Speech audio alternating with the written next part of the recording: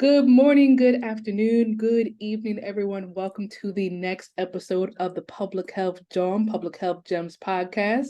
We are so excited to get into episode 6 today, and we have a lot of wonderful things to discuss with our guest. So let's first go a little bit back before we go forward and talk about who the Public Health John is. So the Public Health John is a approach. We're thinking about it from a comprehensive way that we can affect communities in a positive light, in a positive impact and change. And when we think about that, it's from a social determinants of health lens, where we work, where we live, where we play. And so that will be a part of our conversation today, as well as in the future. So do catch up on our podcast. If you haven't been listening, you got 5 episodes right before this one. So do get caught up. A lot of great information and content to share. So the Public Health John is, so we have a consultant agency where you can get some great help that you might need for your organization or business. We also have coaching. So if you are an incoming or up and coming public health professional, we do have some really great information and coaching to share. And if you're pivoting the career, that's a great place too, if you're making some changes in your career field. But then lastly, the third bridge or hub and spoke of our model here is all about community. And that's where this podcast comes back and centers, because we're building up our community of public health experts and those who work in the health field and those who are health professionals. So that's why we are here today, to just be enlightened and to have great conversation. So speaking of great conversation, we're going to introduce our special guest for today. I have Dr. Jada Nicole Goodson. And I'm going to read a little bit of her bio just so you can get a background of her experience, some of her really great pathways that she's been, but she's going to give us a full story of her journey in a moment. Dr. Jada Nicole Goodson, she received her bachelor's in science in kinesiology and her doctorates of physical therapy from Temple University. So a 2 times Temple grad, 2 times, we're talking about Public Health John. We know that's relative to Philadelphia. So she loves Philly, it looks like. That's a great thing. So 2-time Temple Owl. While in graduate school, she learned about disparities in healthcare, especially related to Black maternal health. And there she also developed this strong interest in physical therapy, pelvic health diagnoses and just really thinking about underserved communities at that time and now.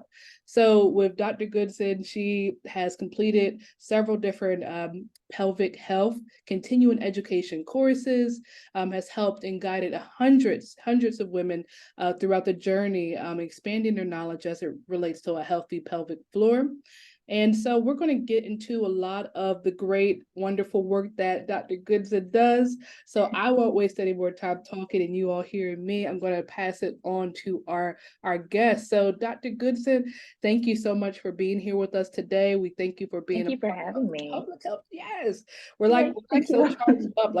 We're close to the weekend right now where we're at. And I was just talking to Dr. Goodson about that. And so we're excited to jump into the conversation and just have a lot of great vibes and feels. So first, if you could just let us know, tell us about your background and how did you get started on that journey to the pelvic floor health that we're just, eloquently shared in your bio. So tell us a little bit more about you. All right. So, like in the bio, I went to Temple, 2-time grad. I am from Philadelphia. I grew up in North Philadelphia. And I grew up in a single mother household. And my mom also had health issues. So, from a young age, I knew that I wanted to go into the health industry. It's kind of cliche, but I wanted to help people, right? I didn't exactly know what I wanted to do in the health industry, but I went to school, got my bachelor's in kinesiology, and then I learned about physical therapy. And so what drew me to physical therapy was I love anatomy. I love seeing how the body works as a machine, it works as one. And once something goes wrong, it kind of interrupts the process throughout your entire body. So, as a physical therapist, you learn how to address that impairment. And then either you make modifications, adjustments, or you get the person back to their prior level of function. It's kind of like a big puzzle, and you just have to put the pieces together.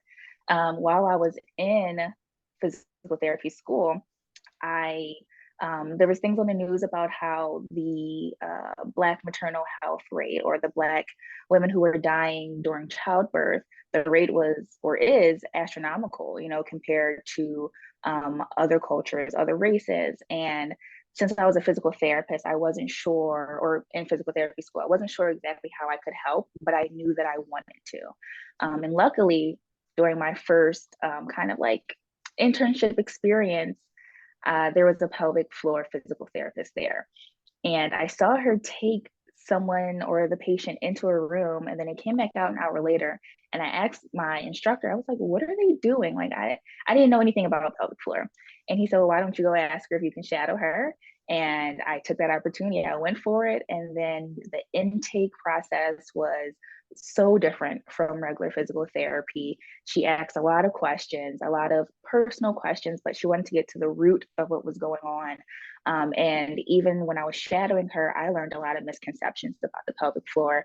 I learned what the pelvic floor is, and how, as a physical therapist, we can help the rehab process.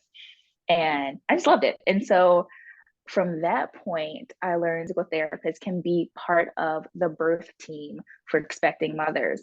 And I knew that was my way in to be part of a Black woman's, or a Black person who's giving birth, birthing process and journey. And so that is how I can have a way in to help try and decrease the death rate or symptom rate, and advocate for Black women. Absolutely. You said so many great words and phrases I'm pulling out. I'm just like pulling them from my cloud of brain, which is very cloudy right now. But one thing that you mentioned that I do have to shout out is, you said that you have your bachelor's degree in kinesiology. My bachelor's degree is in kinesiotherapy. So I love that kines background. But going to the tail end of what you mentioned about the advocacy, improving lives, that when you're in the room with patients, and like you said, that first encounter and seeing about that intake process, how there's really like I would even say like maybe even trust building that has to happen, because that person is sharing some really, sensitive information with you. Yes. And just, being there and supporting that person through their journey is so, commendable and wonderful. So I'm so glad that you're part of our birthing processes out here. I love that for us. So getting a little bit deeper into what you do. So can you tell us more about pelvic floor health? So for someone like myself, and probably for a lot of our listeners, tell us about pelvic floor health, but then also, how do you define a healthy pelvic floor? And you mentioned this in the last part of your introduction, but what are some of those misconceptions about pelvic floor health as well? All right. So in order to answer those questions, I have to tell you what the pelvic floor is, right? And for those who are watching the podcast, I have my little model here. This is Peggy the pelvic floor, okay, or Peggy the pelvis. And so the pelvic floor has three important roles, right? It helps support your internal organs, which is your rectum, your vagina, prostate, bladder, uterus, intestines, all of the things. If we didn't have a pelvic floor, things would just kind of fall out, okay? So it doesn't matter what gender you are, male, female, gender non-binary, you have a pelvic floor. All right. Another role is to help with our continence, which means the ability to voluntarily hold back urine and poop, as well as let it out. So when you poop or pee and you have control over it, that is continence. When you do not have control over it, you have little leakage when you laugh, cough, or sneeze, when you are chronically constipated, you can't get the poop out, that is your pelvic floor in most cases. Okay. And then the third very important role it has is aiding in sexual function. So when you are aroused for a woman, the vagina expands. That is your pelvic floor. When you have an orgasm, that is your pelvic floor contracting, like flickers of contraction. Okay. For a male or someone who has a penis, that your pelvic floor helps in erection as well as ejaculation.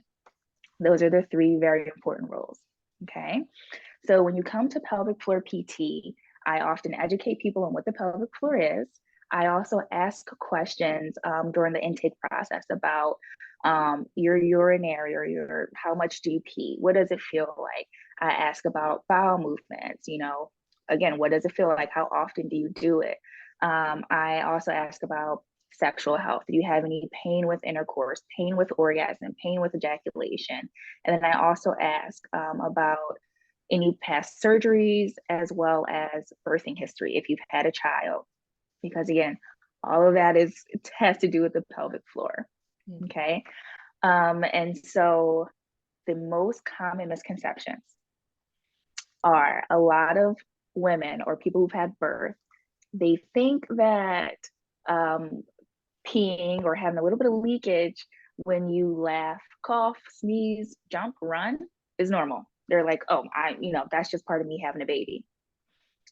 While it's common, it is not normal.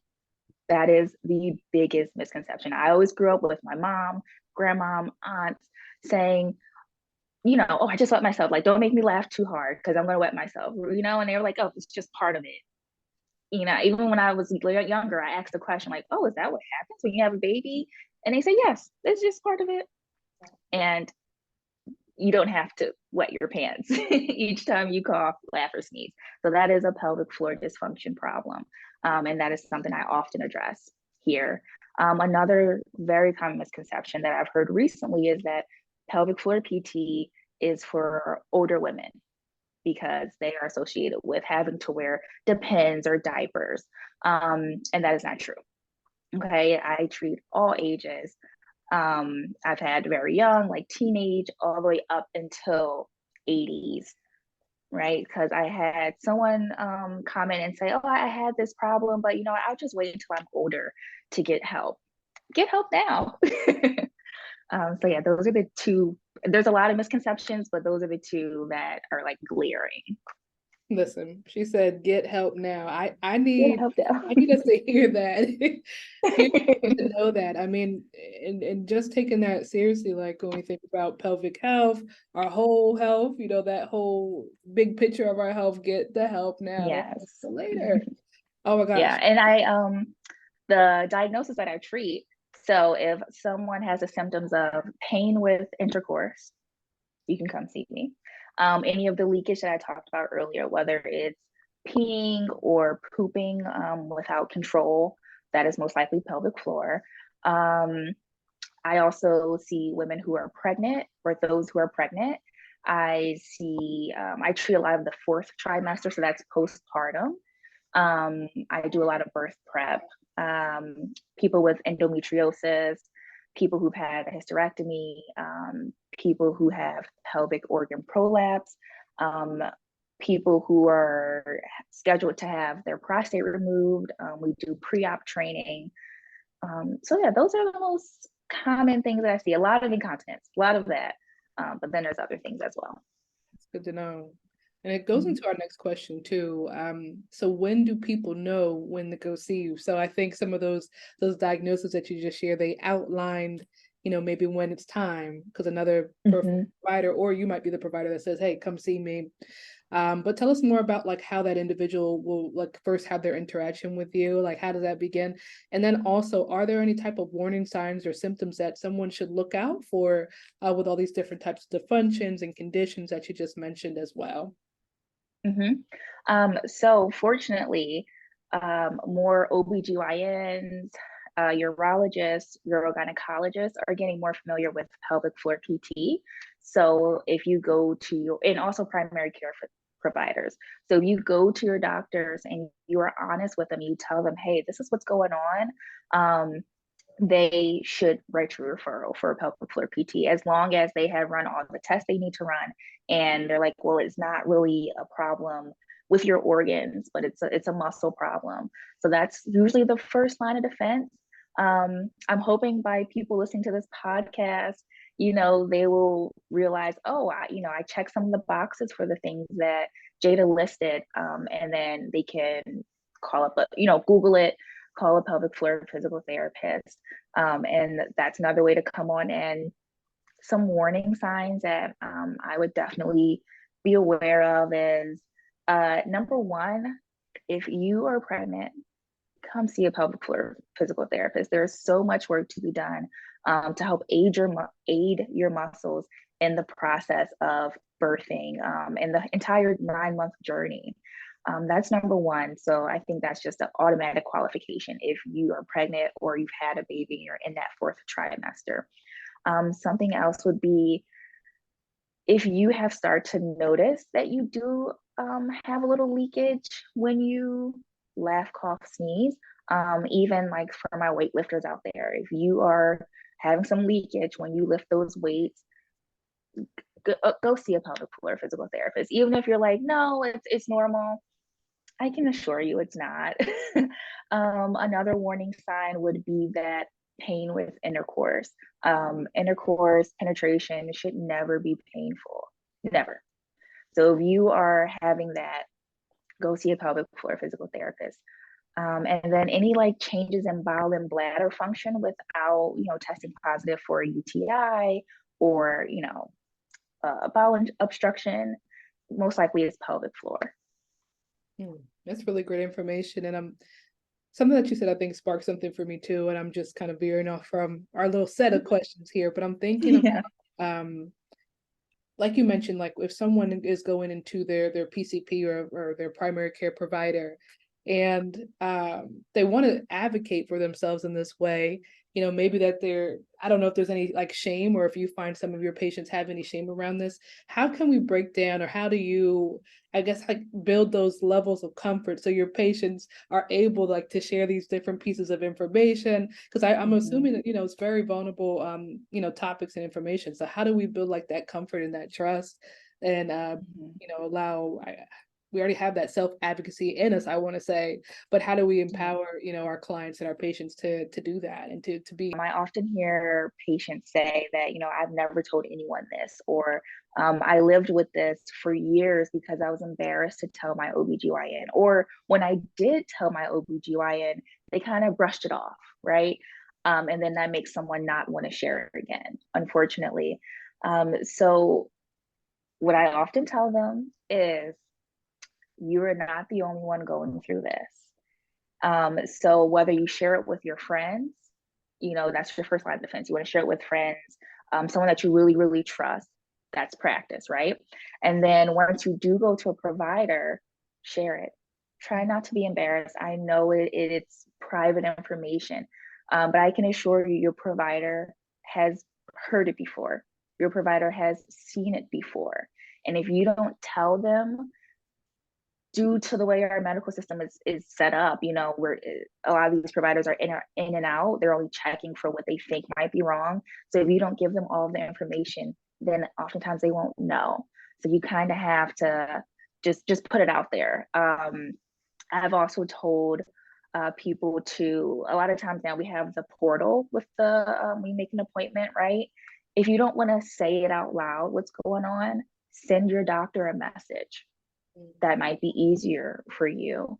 But self-advocacy is very important. And if you feel like there's something going wrong and you've spoken up, you told your provider and they brushed it off, go see someone else. Because the best you can do is advocate for you. And while it is vulnerable, and your feelings will be validated when you go to that correct provider, keep talking, keep saying it. This is what's wrong with me. Here's what it is. And then someone will listen, and then you will get the help that you need. Thank you for that. Thank you for that. I think in the birthing spaces and maternal health, that's some of my recommendations too, to get that second opinion if your voice isn't heard. But I love and haven't thought of yet, and will steal that and recommend them about practicing. We have that voice. Let's try it at home. Let's try it with I call our tribe. Let's try it out. And like you said, the patient portal, like My Chart, and those type of yes, apps that we have can be super helpful too. Thank you for that. Of course. I'm gonna get us back on track here. All right. So,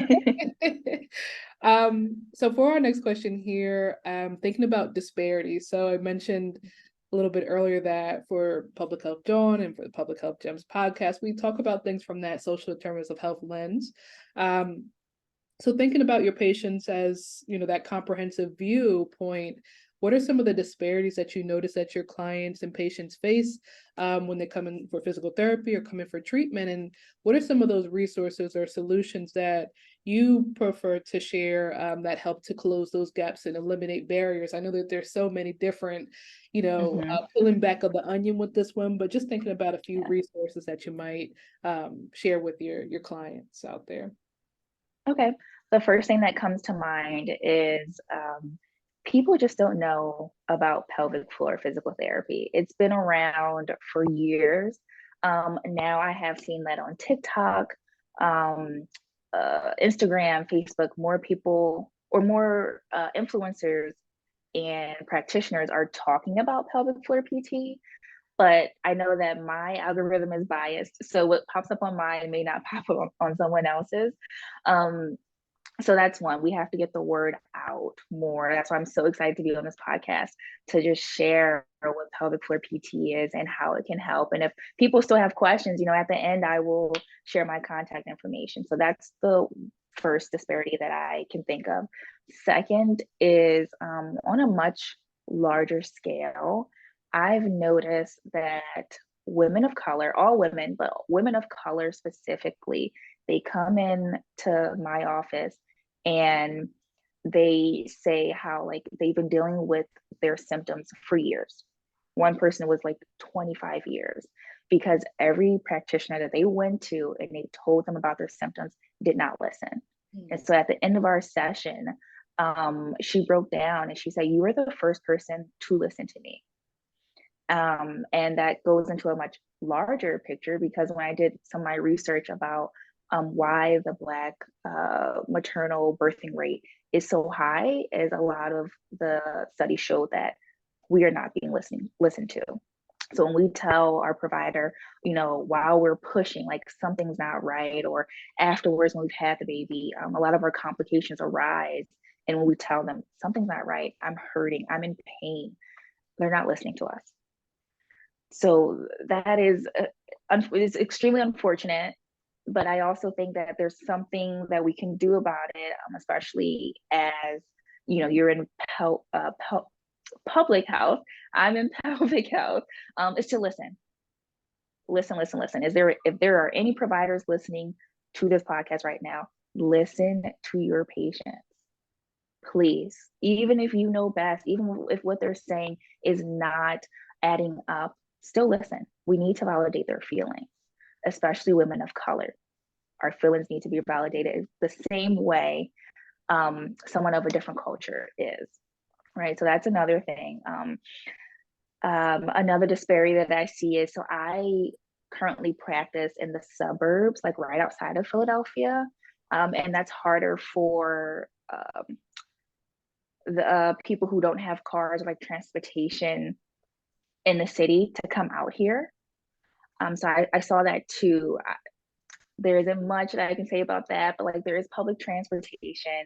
But hopefully, more women of color will go into pelvic floor patient. But the company that I practice at, and it's a wonderful, wonderful place, pushes patient care and relationship and rapport. So I do get that one-on-one time, an hour with my patient, every single patient, each time that they come in. And that is why I do not practice in the city right now. So as much as I would love to treat all of the women who look like me, you got to come to the suburbs to see me.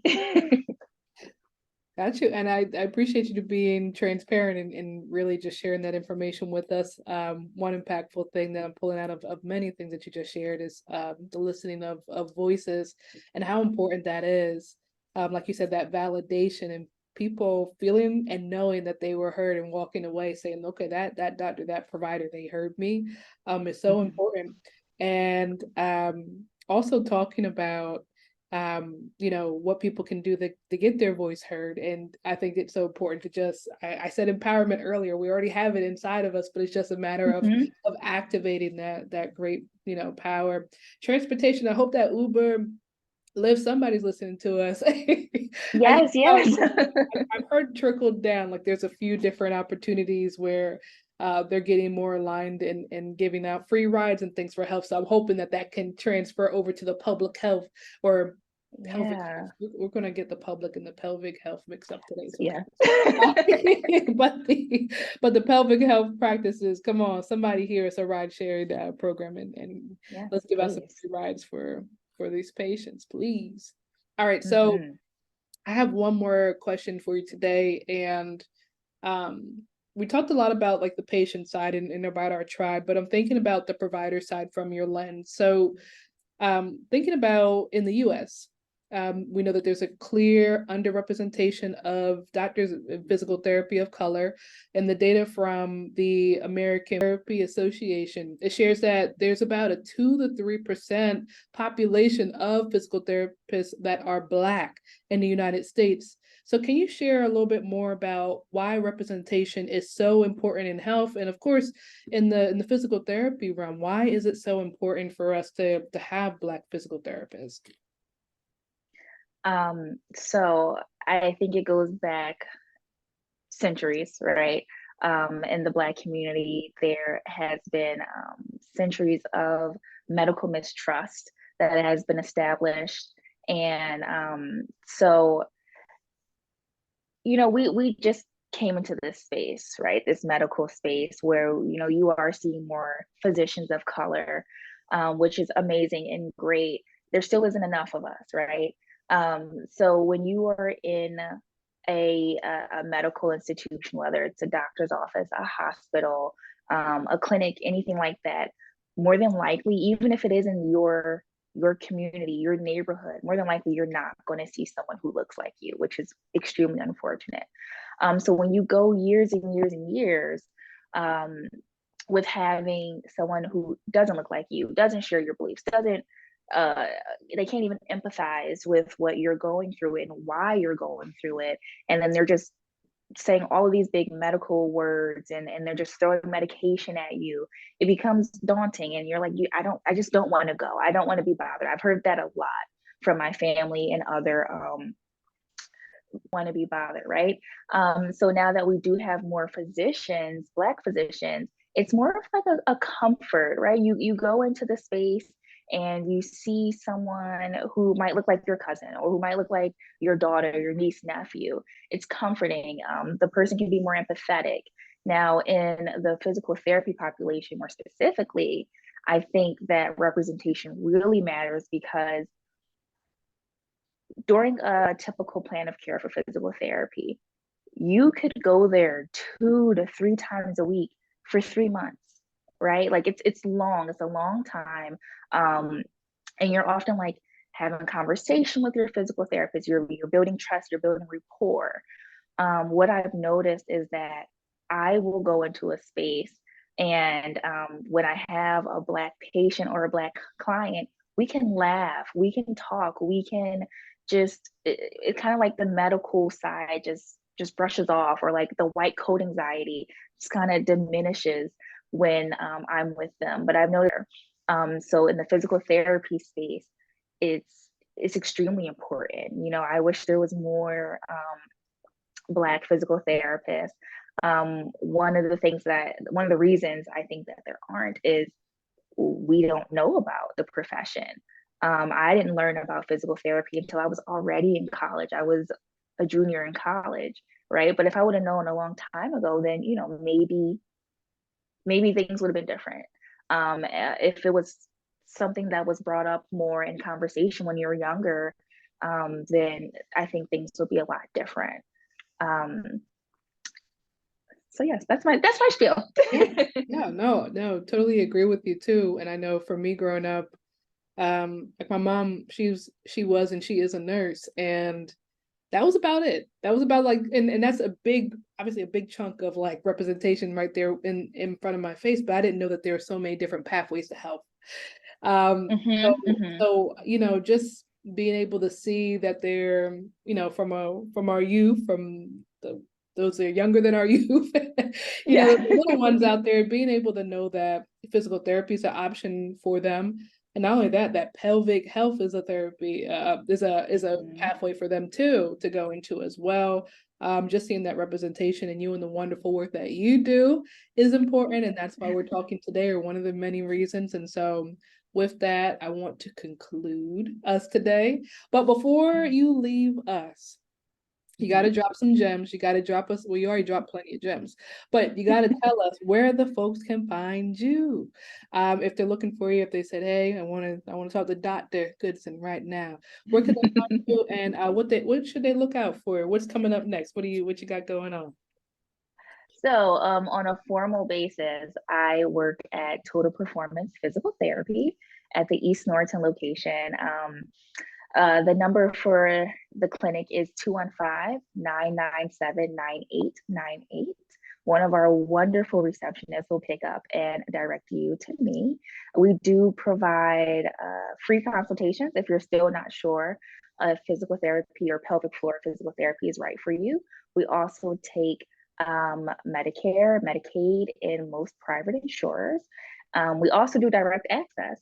So if you don't have a referral from your doctor, you can still come on in and see us. On social media, you can find me at Dr. Jada G. So DRJADAG. That is my Instagram handle. All things pelvic floor. What's next? I'm hoping more podcasts.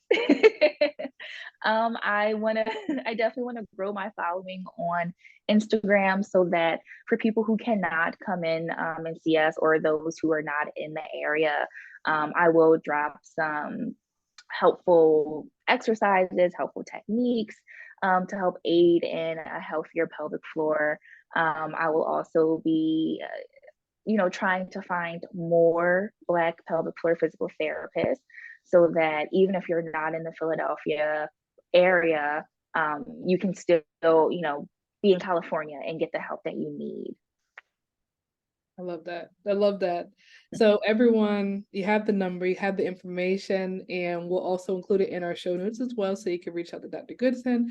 Also, do follow her. I'm looking forward to getting these exercises too. I'm going to be following and looking and saving and doing all the things. But once again, Dr. Goodson, we just appreciate your time today out of your busy schedule, just dropping some gems on us as you do.